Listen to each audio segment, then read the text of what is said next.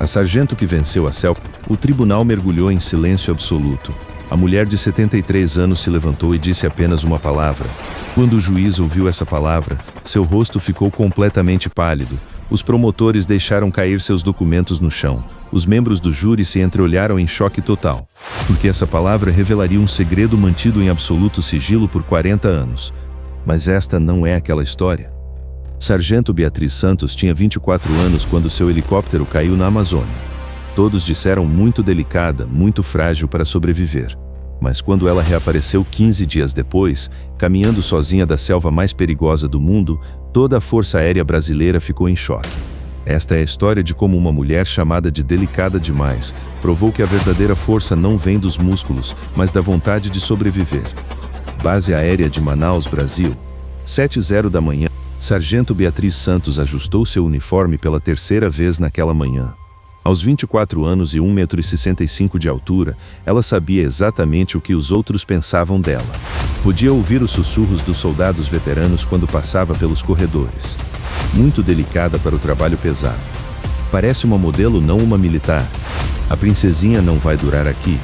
Capitão Rodrigo Mendes, comandante da Unidade de Operações Especiais, observava Beatriz de longe com expressão cética.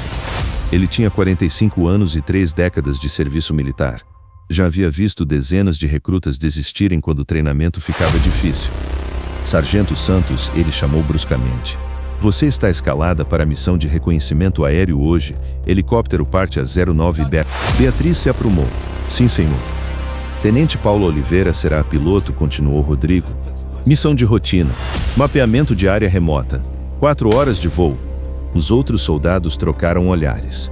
Missões de reconhecimento na Amazônia eram consideradas as mais entediantes. Nada acontecia. Apenas horas voando sobre árvores intermináveis. Mas o que ninguém sabia era que esta seria a missão que mudaria tudo. 10h37 da manhã. Helicóptero UH-60 Black Hawk a 2.000 metros de altitude. Setor Delta 7 mapeado. Tenente Paula falou pelo rádio, seguindo para Delta 8. Beatriz observava a imensidão verde abaixo. A floresta amazônica se estendia infinitamente em todas as direções. Nenhum sinal de civilização. Apenas árvores, rios sinuosos e ocasionais clareiras. Você está bem aí atrás, sargento? Paula perguntou pelo interfone. Sim, tenente. Tudo tranquilo. Então aconteceu. Um barulho metálico ensurdecedor. O helicóptero sacudiu violentamente. Falha no rotor de cauda. Paula gritou, perdendo o controle. O mundo começou a girar. Beatriz foi jogada contra o assento, o cinto de segurança cortando seus ombros. Alarmes tocavam por todos os lados. Luzes vermelhas piscavam no painel. Mayday! Mayday! Paula gritava pelo rádio. U-60 em emergência. Coordenadas. Crash. O impacto foi brutal. Metal rasgando, vidro quebrando, o cheiro de combustível enchendo o ar. E então, silêncio. Beatriz acordou não sabia quanto tempo depois. Sua cabeça latejava, sangue escorria de um corte na testa. O helicóptero estava de lado, parcialmente enterrado na lama. Tenente Paula? Sua voz saiu fraca. Nenhuma resposta. Com dificuldade, Beatriz se soltou do cinto e arrastou-se até a cabine do piloto. Seu coração afundou. Paula estava inconsciente, presa nos destroços, pulso fraco, respiração superficial. Beatriz verificou o rádio. Destruído. O kit de emergência estava esmagado sob metal retorcido. Seu celular, sem sinal, obviamente. Ela estava no meio da Amazônia, com centenas de quilômetros da civilização mais próxima, com uma piloto gravemente ferida e sem forma de pedir ajuda. E todos no quartel achavam que ela era delicada demais. Beatriz forçou-se a pensar claramente. Pânico não salvaria ninguém. Avaliação da situação, ela murmurou para si mesma, lembrando do treinamento básico de sobrevivência. Prioridades. 1. Abrigo, check. Os destroços do helicóptero serviam temporariamente. 2. Água, problema, sem água potável. 3. Comida. Problema maior, nenhuma provisão acessível. 4. Resgate, problema crítico, sem comunicação. Beatriz sabia que as equipes de busca começariam a procurá-las assim que o helicóptero não retornasse. Mas a Amazônia era vasta. Encontrar um helicóptero caído sob a cobertura densa da floresta poderia levar dias, ou semanas. Tenho que manter Paula viva, ela decidiu. Usando pedaços de tecido do uniforme, Beatriz improvisou bandagens para os ferimentos de Paula. A tenente entrava e saía da consciência, murmurando palavras incompreensíveis. Quando a noite caiu, a floresta ganhou vida. Sons estranhos ecoavam por todos os lados, rugidos distantes, gritos de animais desconhecidos, o zumbido interminável de insetos. Beatriz não dormiu naquela noite. Ela manteve vigília, protegendo Paula, ouvindo cada som da selva ao redor. Na base aérea, Capitão Rodrigo recebeu a notícia da missão atrasada às 14. O helicóptero deveria ter retornado a 1 hora, o operador de rádio informou. Às 15 horas, a missão foi oficialmente declarada como emergência. Às 16h, equipes de busca foram mobilizadas. Mas enquanto os helicópteros de resgate voavam sobre a selva, Rodrigo olhava pela janela com expressão sombria. Sargento Santos, ele murmurou. Delicada demais. Ela não vai aguentar 2 dias lá fora. Dia 2. Paula morreu ao amanhecer. Beatriz segurou a mão fria da tenente e chorou pela primeira vez desde o acidente. Paula tinha 32 anos, 3 filhos em casa, um marido que agora ficaria viúvo. Me desculpe, Beatriz sussurrou. Eu tentei. Mas não havia tempo para luto prolongado. Beatriz estava sozinha agora e precisava sobreviver. Prioridade número 1. Água. Ela se lembrou das aulas de sobrevivência. Água parada é perigosa. Parasitas, bactérias, mas há outras formas. Beatriz encontrou folhas largas e as posicionou para coletar água da chuva. Então percebeu algo: cipós. Alguns cipós na Amazônia armazenam água potável. Com uma faca de emergência que encontrou nos destroços, ela cortou um cipó grosso. A água clara jorrou. Beatriz bebeu com gratidão. Prioridade número 2, fogo. Sem fogo, ela não teria forma de purificar água adicional, espantar animais ou sinalizar para equipes de resgate. Mas fazer fogo em floresta tropical úmida é quase impossível. Beatriz passou 6 horas tentando. Usou a técnica de fricção com gravetos? Nada. Tentou usar lentes de óculos para concentrar luz solar. Nublado demais. Quando o sol começou a se pôr, ela finalmente teve sucesso usando pederneira de emergência que encontrou enterrada nos destroços. Uma pequena fagulha.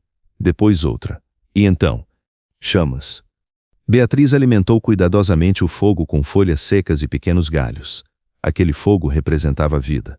Esperança. Naquela noite, enquanto as chamas crepitavam, ela ouviu helicópteros ao longe. Equipes de busca. Beatriz correu para a área aberta, acendendo sinalizadores improvisados. Aqui, aqui. Mas os helicópteros passaram sem vê-la.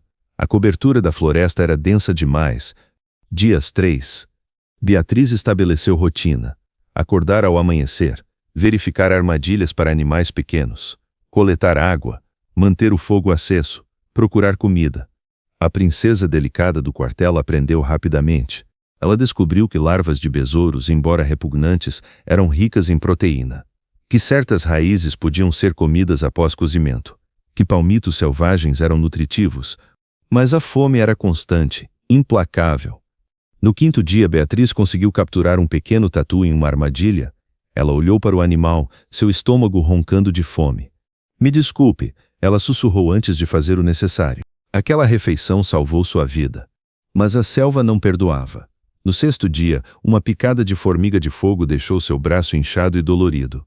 No 7º dia, ela quase pisou em uma jararaca camuflada no chão da floresta. Cada dia era uma luta pela sobrevivência. Na base aérea, as equipes de busca começaram a perder esperança. 7 dias, Tenente Marco, líder da equipe de busca, relatou a Rodrigo: as chances de sobrevivência diminuem drasticamente após 72 horas sem resgate. Rodrigo balançou a cabeça. Continue procurando. Senhor. Marco hesitou. Sargento Santos. Ela não tinha experiência significativa em sobrevivência. E Tenente Paula estava gravemente ferida na queda. As chances de ambas estarem vivas. Eu disse para continuar procurando. Rodrigo explodiu. Mas mesmo ele estava perdendo a esperança. A delicada Sargento Santos não era feita para isso. Ou era? Dias 8-12. Algo mudou em Beatriz. Ela não era mais a soldado insegura que se preocupava com sussurros dos colegas. A selva estava transformando. Seus movimentos ficaram mais confiantes, seus sentidos mais aguçados. Ela aprendeu a ler a floresta, quais sons indicavam perigo, quais áreas tinham água, onde animais construíam tocas. No 10º dia, Beatriz enfrentou seu maior teste. Ela estava coletando água quando ouviu o som, um rosnado baixo gutural. Seu sangue congelou. Onça pintada. A 15 metros entre as árvores, os olhos amarelos do predador a observavam. O treinamento militar de Beatriz gritou: não corra. Correr ativa o instinto de caça. Lentamente, mantendo contato visual, Beatriz recuou, pegou um galho grosso. Fez-se parecer maior, levantando os braços. Vai embora, ela gritou com toda a força que tinha. Por um momento interminável, mulher e fera se encararam. Então a onça virou e desapareceu na floresta. Beatriz desabou, tremendo incontrolavelmente. Mas ela havia sobrevivido. A princesa delicada havia enfrentado um dos predadores mais mortais da Amazônia e vivido para contar a história. Dia 13. Beatriz tomou uma decisão. As equipes de busca claramente não estavam encontrando o local do acidente. Ela havia visto helicópteros apenas 3 vezes nos últimos dias, todos longe demais para vê-la. Ela tinha 2 opções. 1. Ficar e esperar resgate que talvez nunca viesse. 2. Caminhar e tentar encontrar civilização. Caminhar pela Amazônia sem equipamento adequado era incrivelmente perigoso. Ela poderia facilmente se perder ainda mais, ou encontrar perigos piores. Mas ficar significava morte lenta por inanição. Beatriz pegou a bússola danificada dos destroços, analisou mapas rasgados, fez cálculos mentais. Se ela caminhasse para leste, eventualmente alcançaria o Rio Negro. E rios significavam possibilidade de comunidades ribeirinhas. Era um risco enorme, mas ficar também era. Tenente Paula, Beatriz disse ao túmulo improvisado que havia feito. Vou sair daqui. Vou contar ao mundo que você lutou até o fim. Prometo. Ela pegou a faca, um cantil improvisado, a bússola e uma foto de família do bolso de Paula. E começou a caminhar. Dias 14 e 15. Caminhar pela floresta amazônica é como navegar por um labirinto vivo. Raízes gigantes bloqueiam o caminho, cipós pendem como armadilhas. O chão é um atoleiro de lama e folhas em decomposição. E sempre, sempre a umidade sufocante. Beatriz marcava seu caminho quebrando galhos, uma técnica que aprendeu anos atrás em treinamento básico que nunca pensou que usaria. No 14º dia, ela atravessou um rio infestado de piranhas. Movendo-se lenta e silenciosamente, rezando para não ter nenhum corte aberto sangrando. No 15º dia, exausta e delirante de fome, Beatriz ouviu algo. Vozes humanas. Ela pensou que estava alucinando. Mas não, eram vozes. Com as últimas reservas de energia, Beatriz correu em direção ao som. E então ela viu. Uma comunidade ribeirinha, pequena, remota, mas humana. Ajuda! Beatriz gritou, cambaleando para fora da floresta. Por favor, ajuda! Um pescador a viu primeiro. Seus olhos se arregalaram ao ver a mulher coberta de lama, arranhões e picadas, uniforme militar rasgado, mas viva. Meu Deus, ele sussurrou. De onde você veio? Helicóptero. Caiu, 15 dias atrás. Beatriz mal conseguia falar. O pescador gritou para outros. Rapidamente, Beatriz foi cercada por pessoas oferecendo água, comida, ajuda. Temos rádio, o líder da comunidade disse. Vamos contatar as autoridades. Beatriz desabou, finalmente permitindo-se sentir alívio. Ela havia feito o impossível. Base aérea de Manaus, 20. Capitão Rodrigo estava em seu escritório quando o telefone tocou. Senhor, a voz do operador tremia de emoção. Sargento Beatriz Santos foi encontrada. Viva! Rodrigo deixou cair o telefone. Isso é impossível, ele sussurrou.